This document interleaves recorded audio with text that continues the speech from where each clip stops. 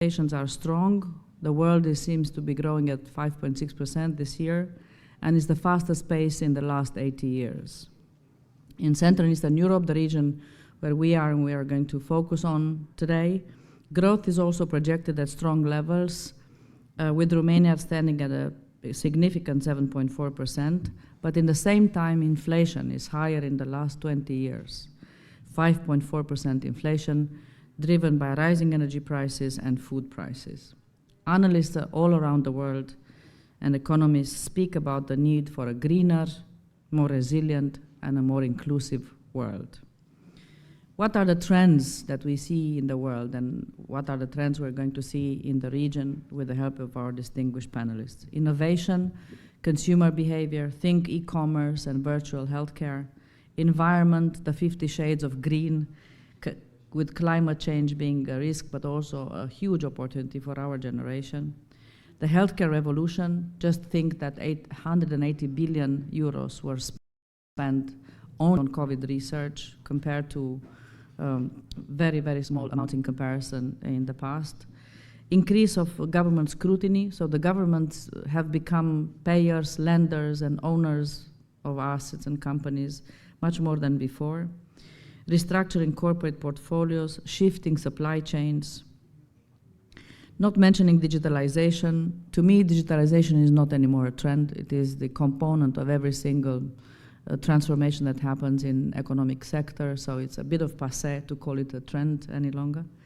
So what should we expect here in Central and Eastern Europe when looking into the trends of a post-pandemic world? Not that the pandemic is over, but as we stand today.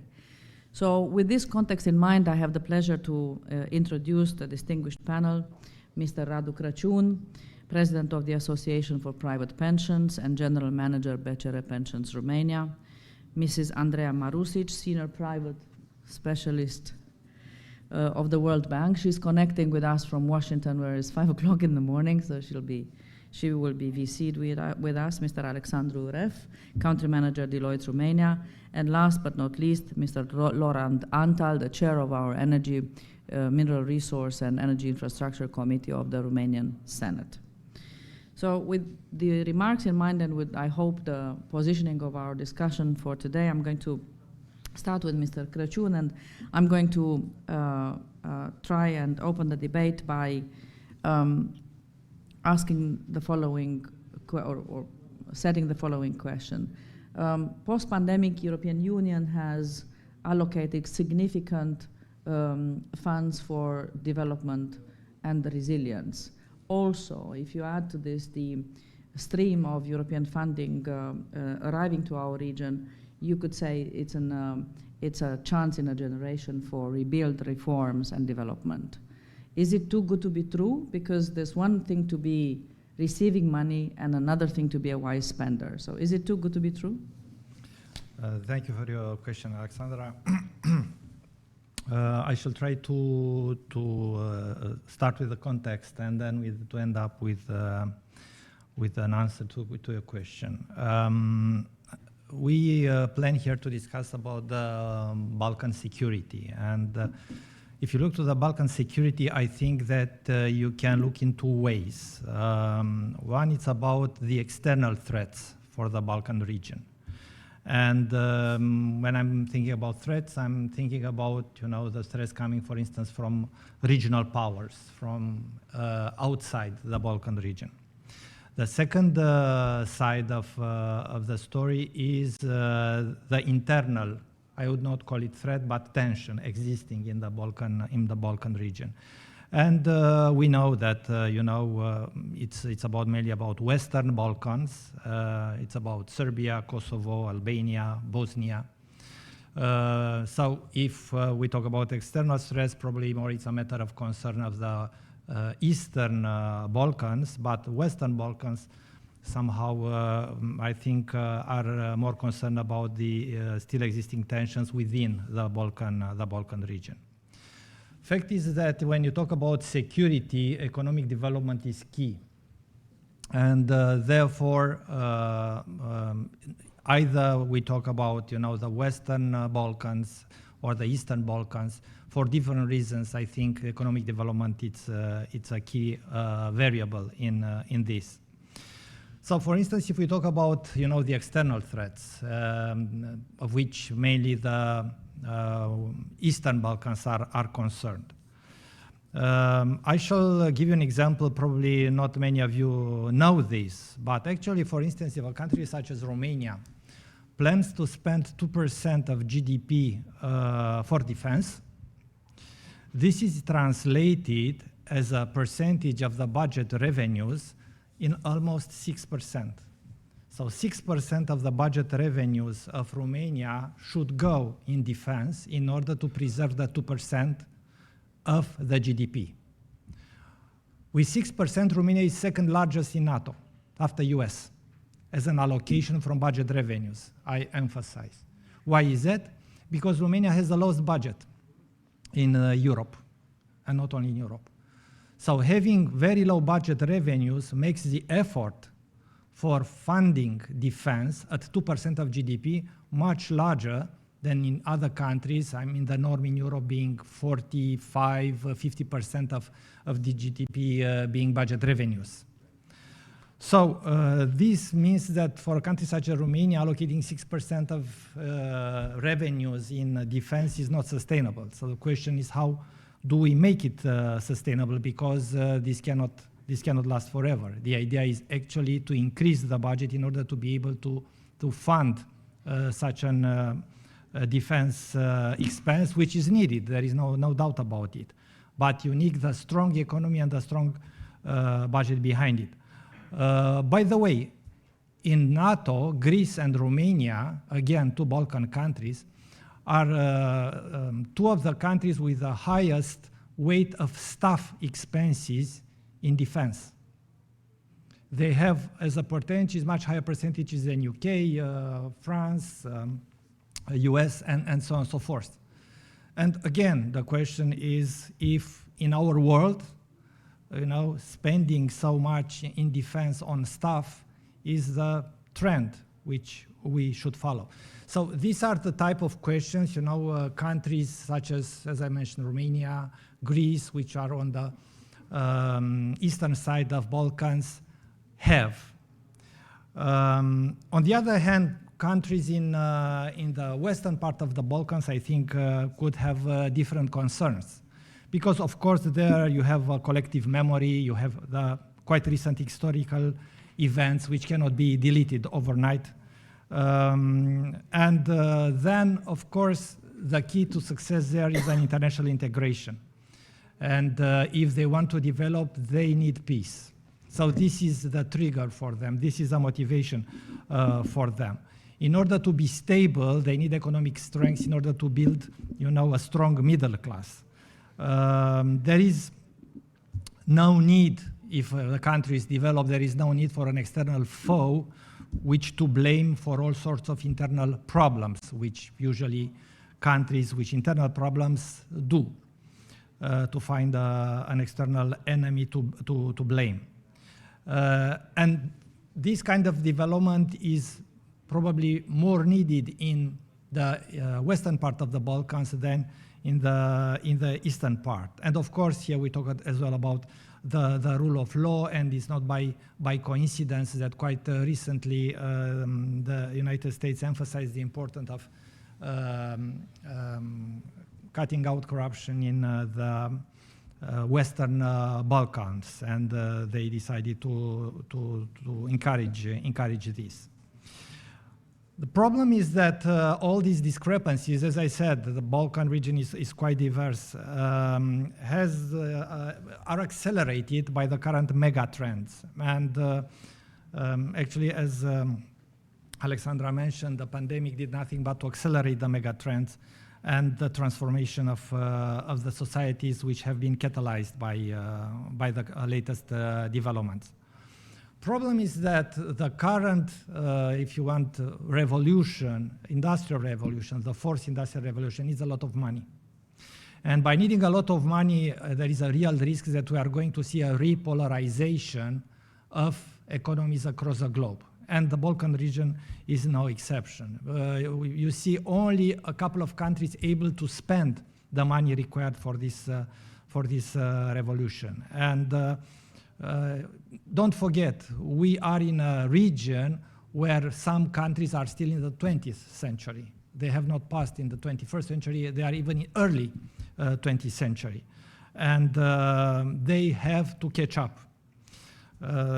Therefore, you know, this transformation we are talking about risks to increase the polarization in the Balkan region. And fine, we have the resilience and recovery facility, but let's not forget, the resilience and recovery facility is dedicated almost entirely for green energy and for digitalization, while some rural areas in the Balkans are still in early 20th century. So how are you going to help, you know, this catch up? This program definitely is not for something like this. The program is a program for the 21st century, in which some of the countries in the Balkan regions are not. So there is a need to find ways to try to level up somehow the economic situation in the region. This would trigger as well lower internal tensions and will better prepare the region for the external threats as well. Precise and on time. Thank you. I think the idea of fourth industrial revolution that requires a lot of money, and the fact that some parts of our region are not equal to others in terms of peace, economic development, but also situation in the centuries. I think that's a valuable idea that we take forward. I would like to see whether Ms. Marusic is with us on VC now. Yes, can you see me and hear me? Hi, hello. Oh, hello. Hi. Oh, Hello. I'm back. Hello, and welcome to our panel. Good morning. It's 5 o'clock for you there, right? It's I think it's 6 o'clock. It's actually quite early. So good morning to everyone. Well, we appreciate you making the effort. One, I would immediately ask you. One of the trends is increased government scrutiny in this period post-pandemic, and regulation for private sector. Since the government was governments across the region have been, paying for most everything in this effort, it's clear that more scrutiny, more regulation is due to come our way. So is this a trend to stay? Does this help or hinder development? What do you think? Thanks a lot. So yes, the topic of the panel actually goes beyond just security, but one important consequence, I would say, of every big crisis is government response. And we see COVID-19 pandemic is a painful reminder of how important security is, whether it's in health or in other areas. But one point I wanted to make is in response to your question, is that there is an important balance to strike, an important balance that governments need to strike, and that is the problem you mentioned, which is that response to such a radical situation is often excessive and creates unnecessary burden for the private sector.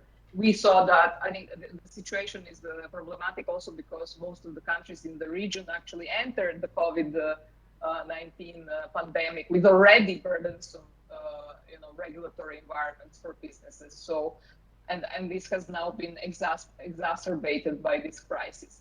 So I wanted to say that it's really key going forward that governments take a sort of evidence and a risk-based approach. And simply speaking, this means that they should limit any measures introduced to the ones that are essential to protect the public goods. That's clear.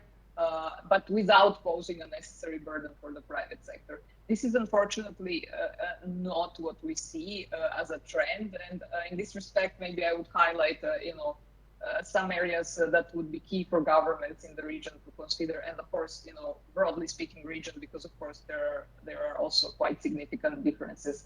That would be, of course, minimizing regulatory uncertainty for the private sector, and we, talking to the private sector, we hear that across the board, complaints about difficulties in communicating with government, in regulatory uncertainty, rules popping up, you know, overnight, and all the issues that relate to that. The second one is the opportunity that digitalization poses in terms of, you know, making life simpler for the private sector. And I will mention a bit also, you know, the issue of innovation. Now, if there is probably one thing that we all know, I mean, I don't think I'm saying anything new, that governments should focus on in the region is transparency and digitalization. This is also linked to corruption and all the important issues with respect to private sector development. Now, we have seen in a way that it is possible for governments to be agile. One example is how quickly the government reacted to sort of fast-tracking approvals for you know, temporary licensing for manufacturing and import of protective equipment in the COVID situation, and facilitation of telemedicine, and all these aspects to some extent we have seen. So it is possible, as I said, for governments to be agile. But unfortunately, other than that, we have not seen much progress, and I'm not sure how that will play out in the future. We are, at least in the World Bank, putting a lot of efforts in that, and even with the pressure of having to provide services without physical presence, this has not happened. Most state institutions, I would say, in the region, and again, I'm being a bit generalistic, are still predominantly paper-based and have not really acted efficiently on the need to communicate virtually. Now, this is sort of a bit of there is a gap here between the public and private sector. So most of the countries have a well-developed internet infrastructure, and there is a lot of IT capacity, but it's really, the progress has been slow. We see that also from the latest digital economy and society index the EU publishes. Just to take the example of a couple of countries in the region, since we are in Romania, Romania ranks, unfortunately, quite low, 26th out of 28 EU member states in this index. Even worse when it comes to digital public services. Romania has the lowest performance among the EU member states. To give another example, Bulgaria also is the last country on this list. Now, the gap with the private sector is that if you look at the private sector, it's an entirely different situation. And we conducted a Business Pulse survey in a number of countries, including Romania, during COVID. And the silver lining there is that the pandemic has significantly increased the adoption and expansion of digital technologies. So we see, based on this survey, that 90% of the surveyed firms actually do use digital technology, and maybe even more impressive that 50% increased the use of digital technologies or started using them. So that's, as I said, the silver lining. The caveat there is, unfortunately, that the situation is not the same across sizes. So if you look at micro and small companies, unfortunately, not many of them are in that trend. And then looking at communication with government, again, there is one aspect of this survey that I wanted to highlight, that it seems that, or not it seems, the survey shows that very few firms have taken advantage of any public support during the COVID crisis. The surveyed firms, about more than 57% of the surveyed firms indicated that they either were not aware of the public support offered, or it was too difficult to apply. So you see here that the government has a lot of work to do to sort of secure this transparency, access to information, and digitalization, and these aspects. When it comes to innovation, I wanted to mention that as well, because that's one of the programs in Romania where we're looking also at catching up regions. which my previous distinguished colleague mentioned, and it's a very important aspect. And we saw here as well, amongst many other issues, so this is not the only one, but this is the one I want to highlight, is that the perspective of regulatory uncertainty. And one of the major gaps we identified for commercialization of intellectual property in Romania is actually the lack of awareness and lack of knowledge of the university, of the technology transfer offices, innovators, on the basic rules of commercialization of intellectual property. This goes from basic concept as to who is the owner of the intellectual property, whether they can even legally engage in commercialization if they're part of a research team that is in a public university, and such issues. So the problem is rules are many, they're complex and often conflicting. And funding is scarce, and when available, again, linked with excessive burdensome procedures. So overall, to answer in conclusion to this answer, I would say there is a lot to be done.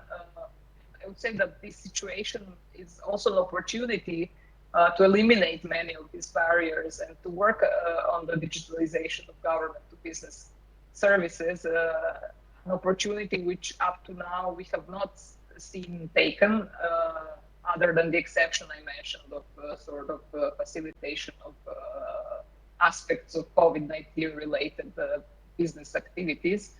And I think this is a prerequisite for advancing the development priorities of the countries in the region, and that needs to happen. So let me conclude here. Thank you so much. The results of the survey are indeed interesting. I think the conclusion you've drawn spares me for saying to making another conclusion. It's clear that all the governments have been caught on the wrong foot, but there's what you're saying is that there's also an opportunity to eliminate the things that have been going wrong for a long time. Thank you so much for your intervention. I would like to ask if you can stay until the end so that we can join the Q&A sessions. I will now turn to Mr. Reff, physically also, and with a significant distance. Work changed, businesses changed, digitalization is transforming almost everything. So what are the implications of all these trends that you see with the perspective of managing Deloitte Romania and having the exposure to all the studies and work you're doing in the region? What do you make of these trends for our region? Thank you. Alexandra, I thank you for not just the generously phrased question, but mostly for the privilege to participate in this prestigious event, and congratulations to our new strategy center for organizing it. I'd like to pick a little bit also on your earlier question and start by suggesting that I believe it would be a mistake to call mission accomplished just the fact that the economy is growing faster and returning earlier to pre-pandemic level than maybe previously thought possible. I think this crisis was an inflection point which accelerated transformation, which will create new winners and losers. And as Radu mentioned earlier, as much as 2 trillion euros is being made available for next generation Europe, and companies and governments everywhere are rushing to propose ambitious projects in line with what the much spoken about facility for resilience and recovery prioritizes as directions: the digital transformation, 20% of the allocations, and the climate change, 37% of the allocations. And indeed, Romania has some 30 billion euro allocation under this facility alone, but these funds are available for targeted reforms and and they require significant contributions in funding. So I dare to say that we might have difficulties to access all of the funds available given the high deficit, budget deficit, the increasing level of public debt, and also the ratio of spending which goes to pensions and to public salaries as a percentage of treasury revenue. So I would still say this remains a huge opportunity for the well prepared, and we see, especially in the private sector, a lot of ambition and companies having not just strategies prepared, but having detailed feasibility studies and resources allocated, committed to such projects. And I can only wish that the public sector would also move somewhat faster. Thank you for asking about the various trends that we see. We obviously see a lot of digital transformation of businesses, and everyone has spoken about it. It's mainly currently, in our work at least, mainly in terms of customer interactions and automation of internal processes. With it, and with its many, many benefits, came the fear that people would be displaced by technology. I would say that Deloitte research shows that not to be the case, and also empirical evidence that we all experience on a daily basis, particularly as recovery is strong and as we see some changed attitudes towards work, is that actually there is abundance of opportunities for skilled people, and there's a scarcity of talent, of at least specialized talent. And that's probably also a function of demographics and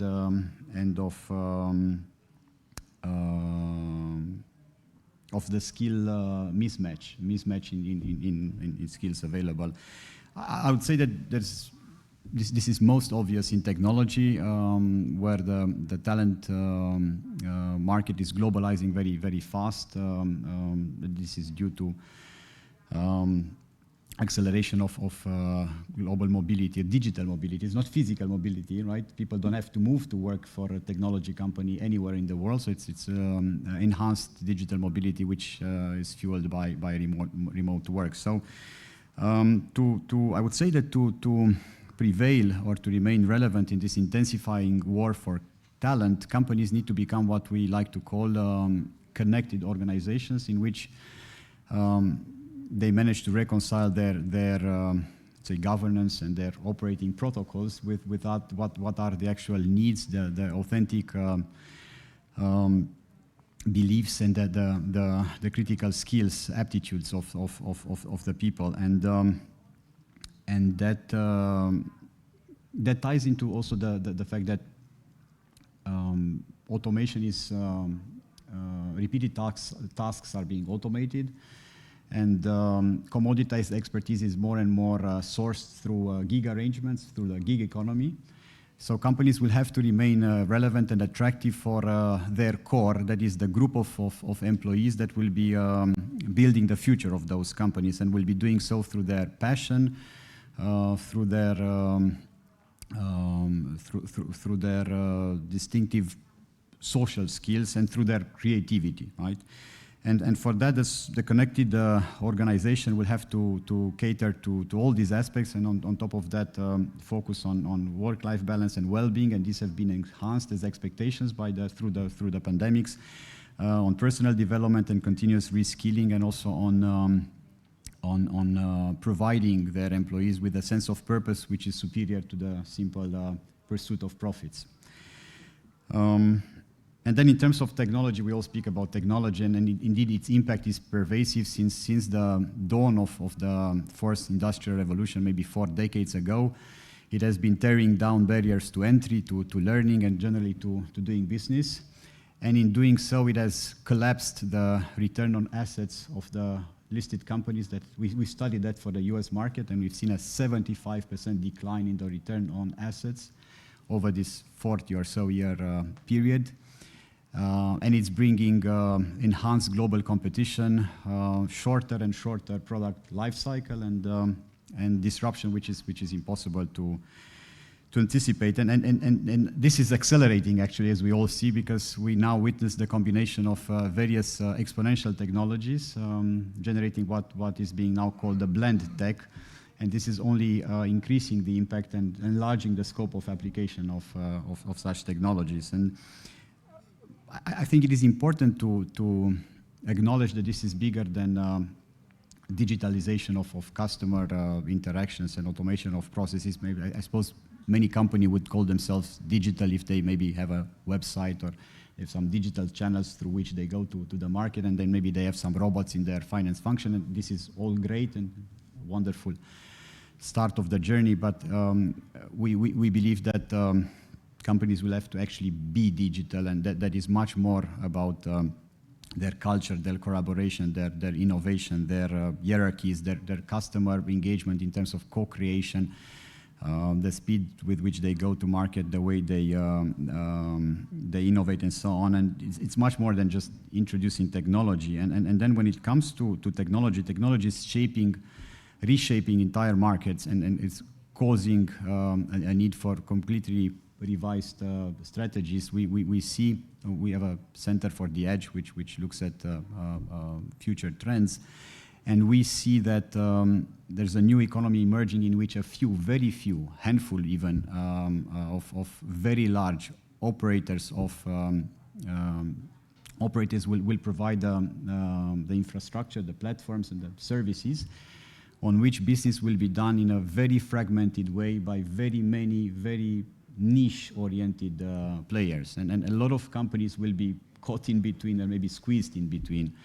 So they need to make very conscious choices as to what role they want to play, and then they need to focus, because only by focusing they may have the ability to learn, to innovate, and to adjust their operating, their business models and their capabilities such that they can indeed play that role that they have chosen so strategically.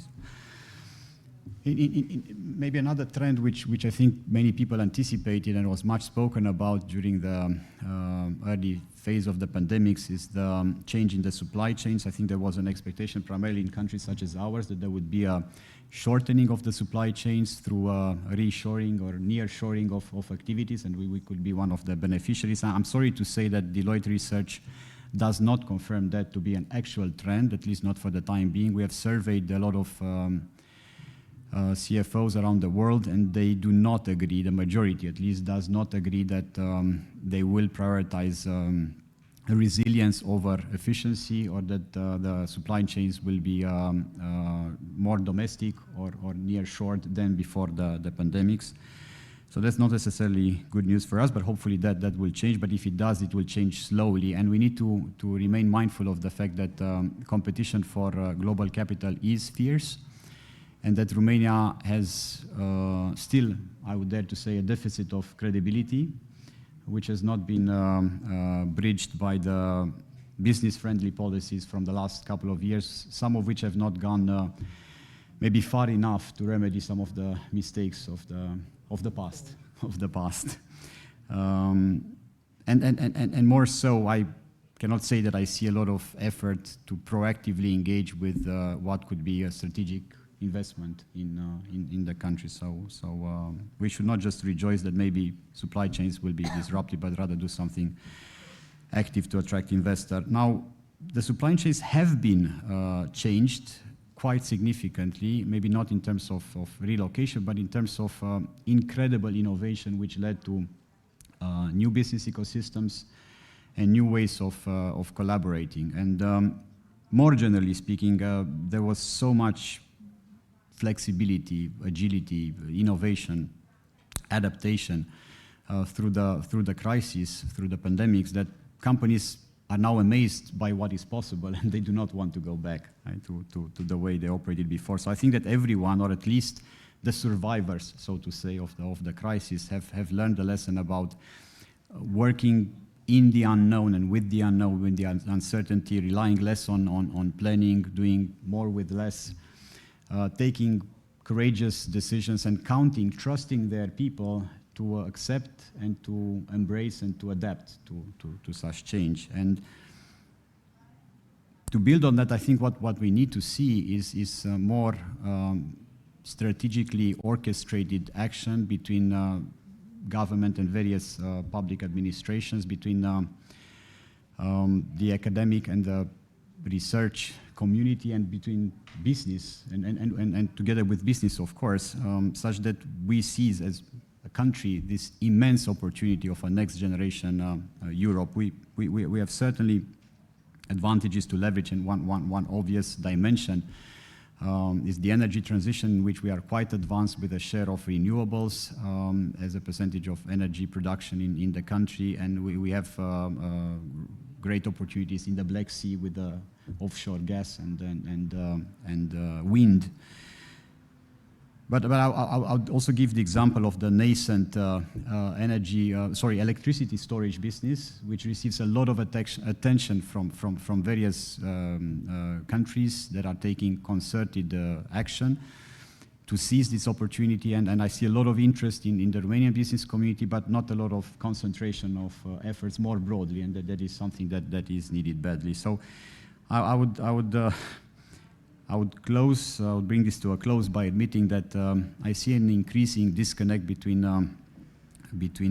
business and a large part of the public sector, where I'm not convinced that the lessons of the pandemics have been fully understood.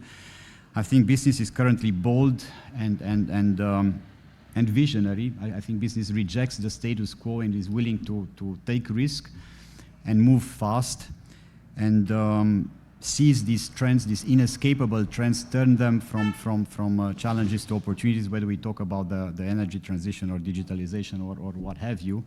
And I believe that the public sector should take some inspiration from that, such that at least it should not be an obstacle along the way. I'd be happy to take questions at the end if there's time for that and interest, of course. Thank you, Mr. Reff. A lot of very nice ideas. I have to say that for a Friday afternoon, to learn from you that people will not be replaced by machines is quite a good news. Certainly not yet. Not in the future either. I also retain the interest in the idea that you see that next year is going to be interesting to discuss about the winners and the losers of this period, and certainly. I like very much your point about it's not enough to have digital, but companies need to be digital. Yeah, and also the disconnect between the private and the public. I think that is going to be a cause of the Darwinistic evolution of the economy. So if the state is not going to follow what private business does, there's going to be some Darwinistic consequence to that, I think, in the end. I think New Strategy Center plays a wonderful role trying to bridge that gap to and bridge that, align those conversations. Exactly. Congratulations for We're that. trying to do that. Thank you. So our last but not least intervention is going to come from Laurent Antal, who is the chair of the Energy Infrastructure and Mineral Resource Commission of the Romanian Parliament, senator. Is Mr. Antal here with us? Hi, good afternoon. Hi, hello. Thank you for being here and so patient. You're obviously not the last in this panel, and the topic that I would like you to address, we're entering this 50 Shades of Green decade or decades of energy transformation, revolution, we can even call it like that. Rising prices are a concern in the world and in the region. You as a legislator, what do you expect to be the impact of current energy trends for Romania, for the region, short term, medium term, for citizens and for businesses? Thank you. So first of all, let me to say thank you for the invitation. I'm really honored to be the politician who will expose, I hope, proper information in energy field. But in the meantime, let me say a million apologies for the fact that I couldn't be there physically with you. But first of all, I'm a politician. I'm representing a political party, and we had a very important meeting sessions in Cluj, so I came over here. Yes, energy, actually the energy sector is in security issues in this new world, actually. It's a very important topic, and all the time we need, or we should need, to speak about energy more than we done in the past times. As I said, I'm a politician. I'm a young politician, actually. So I need to start by saying that you've probably noticed by now that politicians have the habit of talking about need for strategy, and they have talked about strategies a lot over the years. However, you've probably also noticed that after saying strategy this, strategy that, they rarely bother checking if the strategies or the need for strategies they so often talk about were actually needed, implemented, or indeed effective in any objective measures.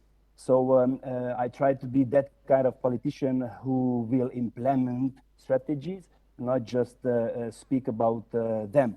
So to have really image about the energy sector, about the Romanian energy market, I need to speak about the past a little bit, to expose some informations in this regards, to see the big picture actually.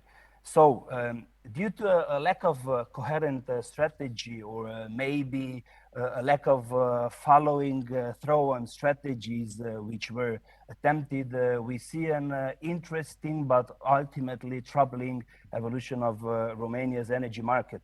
A little bit back in 2001, Romania had produced a total of 48 terawatt per hour of electricity. Fast forward to 2010, we're looking at a production of around 59 terawatt hours, and come 2020, and we're almost back in 2001 levels with a production of only around 50 terawatt hours.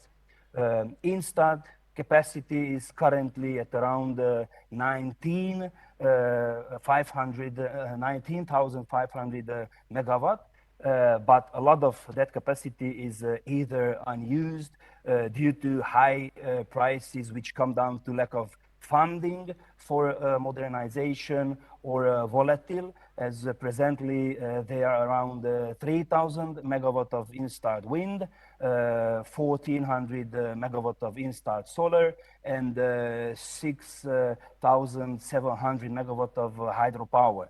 And sometimes when we need power most, there's a drought and the wind isn't blowing. Our base is 1,400 megawatt of nuclear power and around 7,000 megawatt of combined coal and gas production, of which over 4,000 megawatt is coal. With regards to natural gas, in 2002, natural gas consumption was around 160 terawatts hour. In 2010, Romania had a consumption of about 147 terawatts hour, of which 80% went into non-household consumption. And in 2020, that consumption had dropped to 127 terawatts hour with a similar distribution.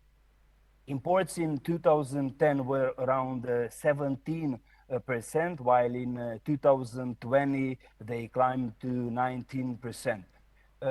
This means that production of natural gas in Romania has been on an ever decreasing trend. An increasing amount of the energy we use in Romania comes from imports. While a decrease in consumption could be falsely attributed to an increase in efficiency, we should also keep in mind that Romania's economy has grown over the past 20 years. What did happen was a decrease in demand over time from large non-household consumers, as heavy industry in Romania died off, underfunded, and disregarded. These numbers should have looked differently, but what they show today is a long-term lack of investments in new energy production capacity, in natural gas extraction, and in the transportation and the distribution of both. Our country still only has one nuclear power plant with 2 reactors. It still has a communist era thermoelectric power plants that have been so thoroughly underfunded that they are uncompetitive in today's energy market.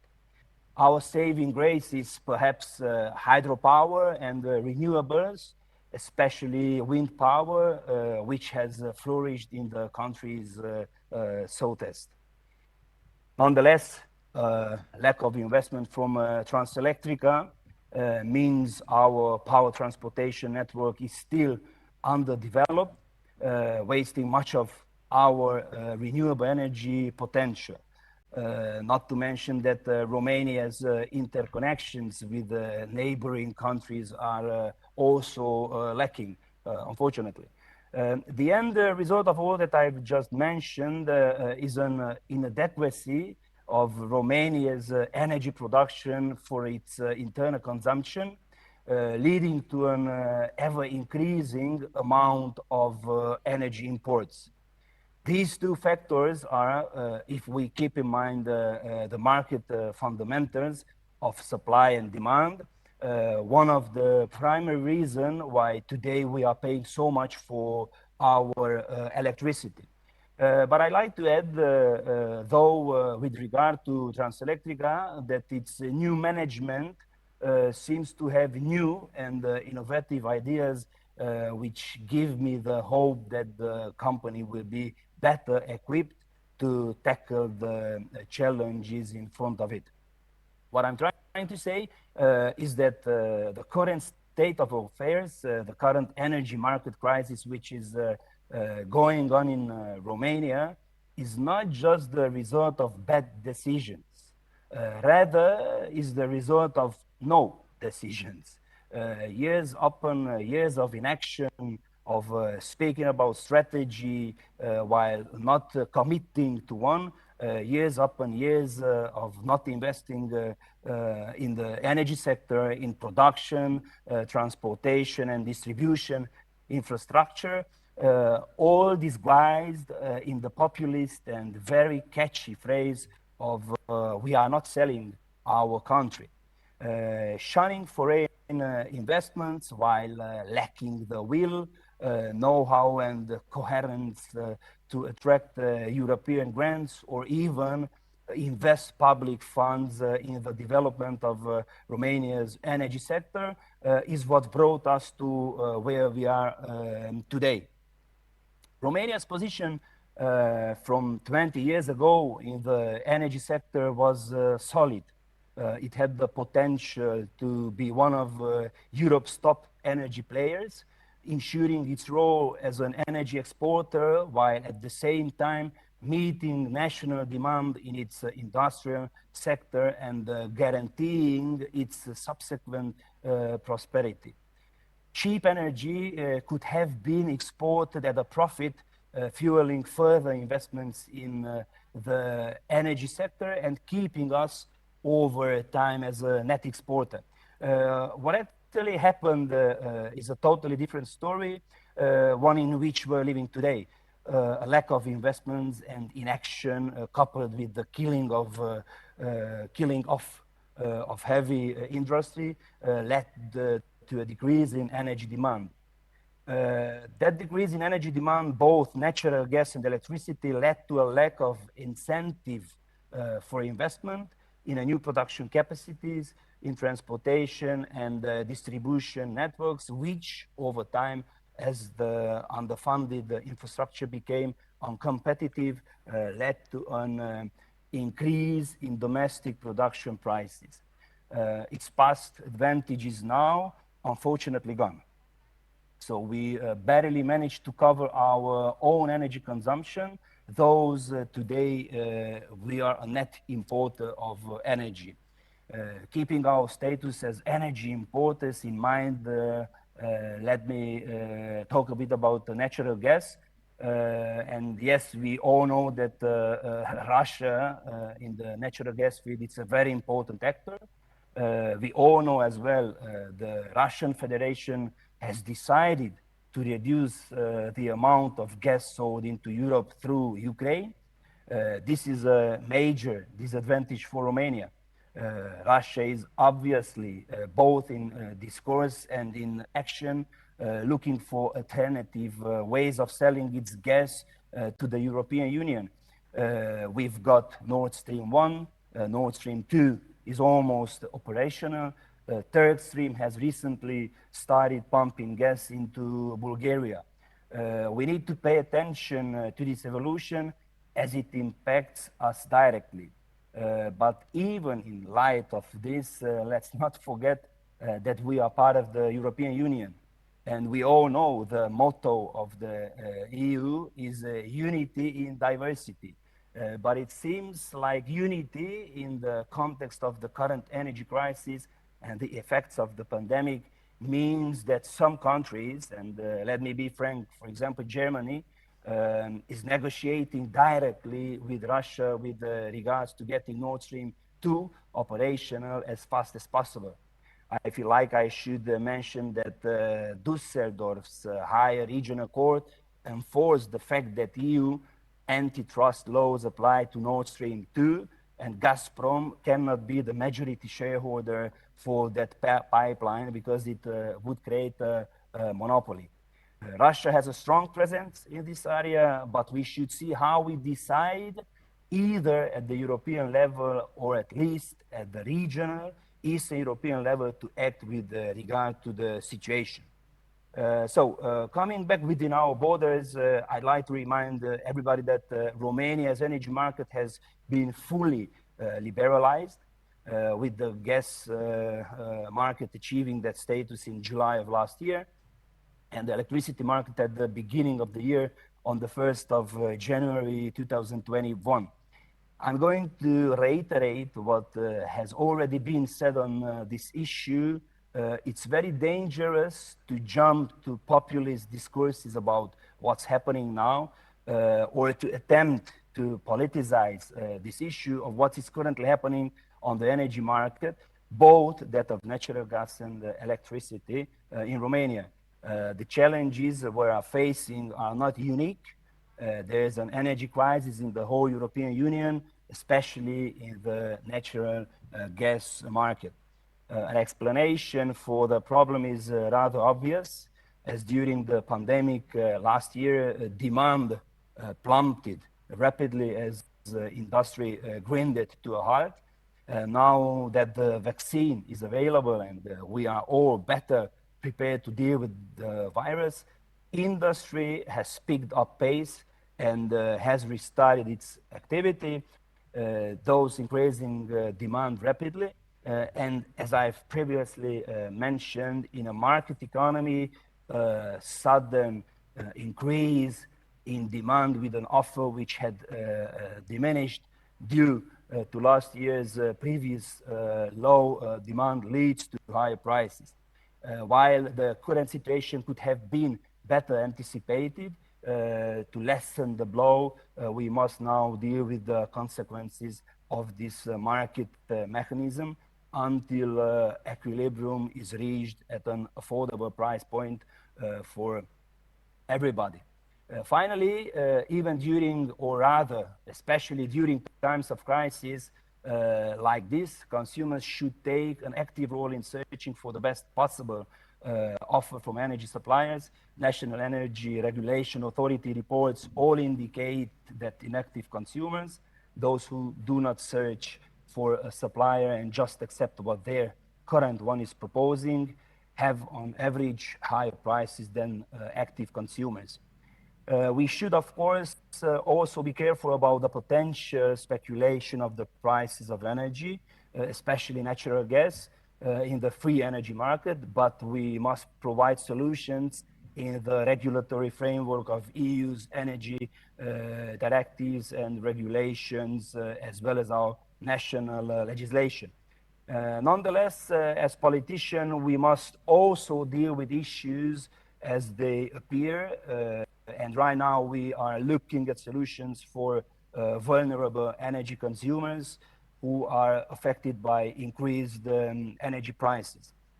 One of the solutions for dealing with the consequences of market liberalization and price shocks is, for example, the low on vulnerable consumers.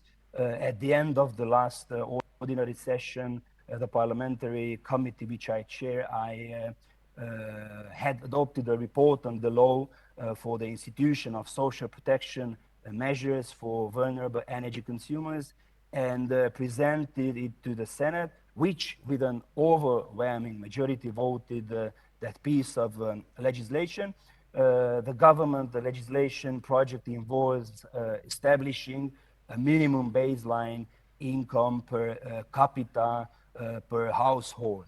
The law actually is not just about money. Obviously, rather, it defines the vulnerable energy consumer in Romania's legislation, this being an issue for all of the European Union, as there is no one set definition for it. Our definition for the vulnerable energy consumer is the person or family who, due to health, age, income, or isolation from energy sources, needs social protection measures and supplemental services to at least ensure their minimum energy requirements. We also define minimum energy requirements, obviously as a minimum energy level required for lighting, heating, and cooling the dwelling, as well as cooking, having hot water, or using life-sustaining equipment. Also, an important aspect is the definition of energy poverty, which is a complicated issue, again, not uniformly addressed at the EU level, which we aim to tackle. Over many committee hearings, we have contacted... Senator, we have you have one more minute, please. Okay. Close. Thank you. Okay, so let me just shortly to speak about offshore law, because I think that it's a very important topic here in Romania. Also, as this ties into the issue of expanding natural gas distribution networks, I would like to mention offshore gas extraction in the Black Sea. Romania currently has an offshore law in effect, which unfortunately doesn't necessarily result in a win-win public-private partnership between the state and investors. This law needs some work, and is an extremely important topic which must be addressed by the government together with parliament, as well as interested parties, in order to create a legal framework which satisfies all parties and enables us to finally start the extraction of our gas reserve in the Black Sea. So, like a few closing remarks, I try to end this on a positive note.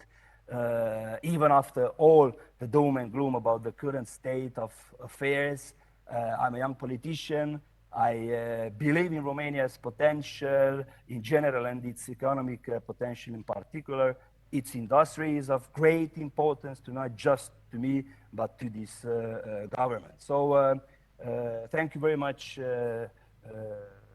again for the invitation, and I'm very honored to be that person who exposed these ideas. Thank you very much. Thank you, Senator. That was really, we really appreciate your openness and transparency of the points you've touched.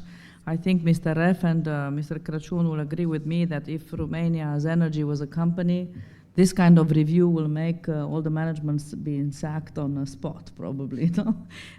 With the conclusions of long-term, lack of long-term investment in the energy sector, with the conclusion of no decision, not even bad decisions, but no decision for many, many years, opportunities lost, almost, Senator was saying, it's almost like we lost a chance 20 years ago.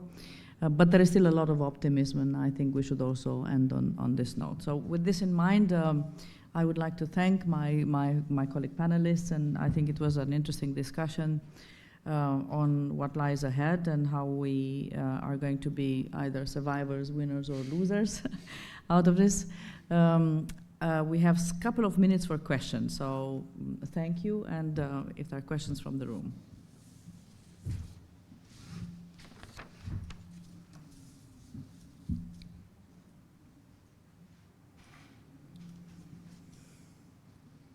Seems everyone is keen to have lunch.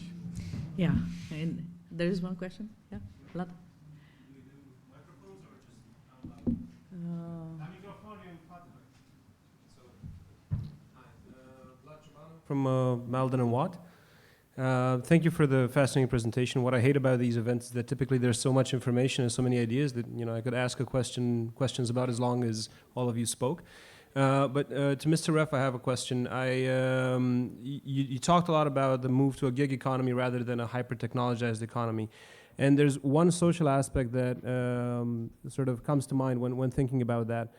On one side, you could see the gig economy as a move to high-level entrepreneurship. Most people have PFAs or some type of professionalized individual entrepreneurship way of dealing with this economy. But what happens is that from their own point of view, really, they don't think about the social safety net. And what you end up happening now is that you don't have the cost associated with labor that you might if all of these people were employees. But later on, you will have the social and medical costs and sort of income needs for what pension does to people who are employees. So what do you see in terms of the social impact of this accelerated transition to a gig economy in 10, 15 years from now?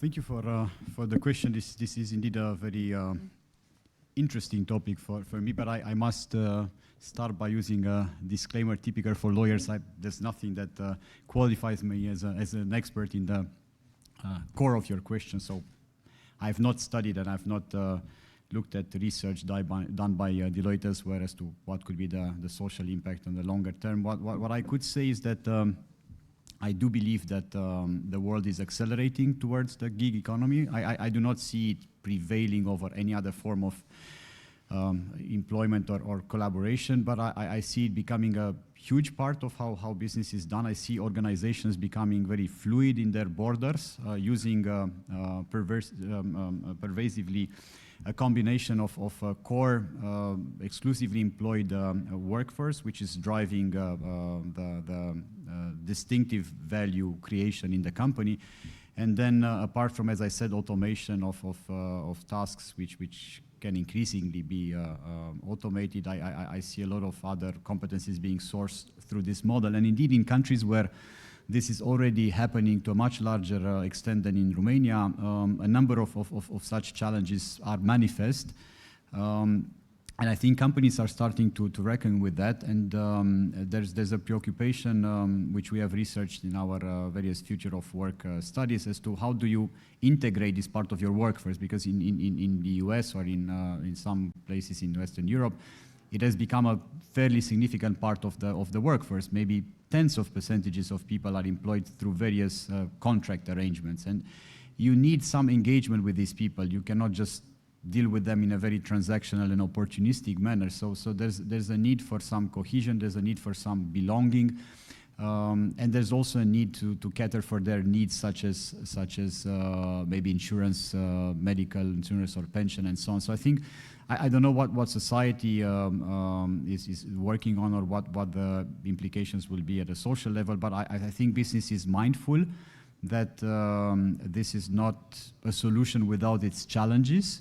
And I think, I don't know if I should call them hybrid arrangements, because hybrid has a fairly specific meaning these days, the combination of remote and in-person work, but various, let's say, flexible arrangements are being developed such that there's a nuanced approach to the gig economy, and at least part of those contractors, I suppose there'll be a variety of formulas. In some cases, some contributions will be sourced on a pure project basis through various platforms that disintermediate work, and some arrangements will be somewhat more structured. Some people will work as contractors, but on a more permanent basis. At least for those companies would want to address issues such as inclusion and belonging and benefits of various sorts. And it's also about vacation, for instance, or about all sorts of other traditional benefits attached to employment. So I apologize for not being prepared to answer your specific question, but hopefully some of the other stuff is relevant as well. Thank you. There was one more question. There's one more question? No, just 1 minute. Ah, just 1 minute, okay. So. All right. All right. Well, thank you so much for being interested in what we had to say and discuss, and have a good evening and good afternoon. Thank you. Thank you.